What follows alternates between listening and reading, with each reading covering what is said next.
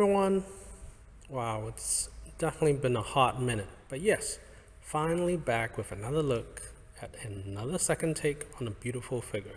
This time, Furay Planet dishes out a white repaint of their own blade Master Weng. The original Tiger Orange was still a lovely rendition, but I never pulled trigger because I think there are a few touches on this repaint that really sold me on it.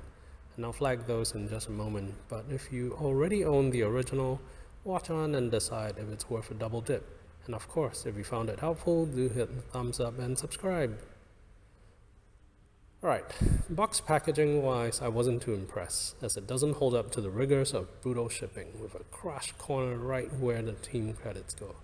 But at least the inner contents were not damaged. Those of you who own the original, please let me know in the comments if the packaging is distinctly different. I assume at least the product shots on the back have to be different, but I found the inclusion of this poster a really nice touch. Nothing on the reverse side. Did the original come with a Tiger Orange version of this poster? Meanwhile, getting to the figure contents, the buck and extra body parts are definitely very well secured in their plastic trays. But first off, I won't go through all the accessories in detail since they seem to be the same as the first version with nothing missing. The hat, his weapons case with the sabers, the boots, the daggers and the baggie, even handling instructions, they're all there. And in terms of aesthetic detail, the same pretty bells and whistles from version 1.0 still look good here. With the jade rings, the smoking pipe, calabash, and man, even that armor mesh hanging from his waistband has such intricate detail.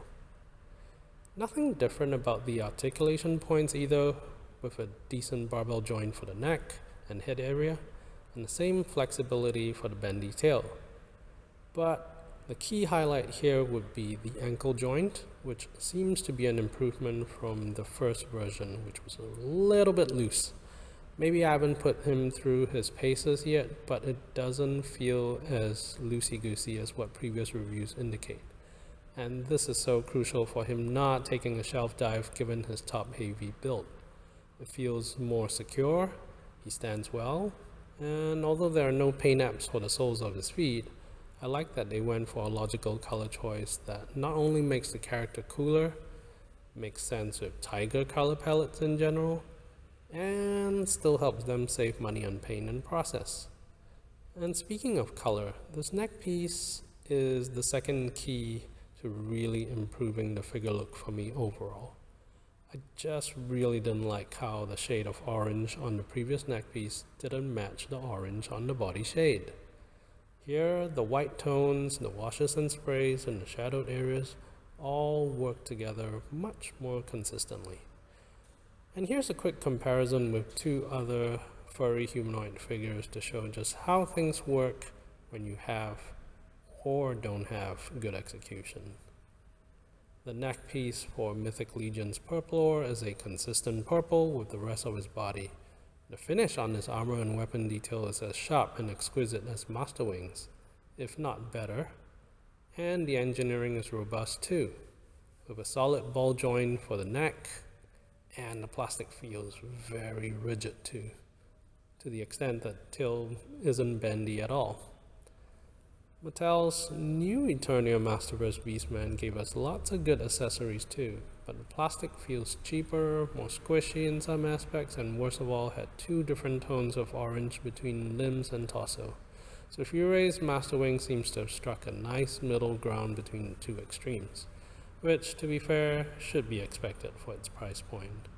So overall, I think this repaint really checks the boxes on many fronts for me, and having a neutral color that aligns with the character design is smart and great for tonal manipulation too. If you didn't already know from my second video, I'm a Masters of the Universe fan, and I thought at first that I had already found suitable bucks for each of my customized personifications of the Eternia Towers. But I gotta admit, this Master Weng is a formidable looking alternative to the Wendigo Marvel Legends that cuts a really imposing feral figure.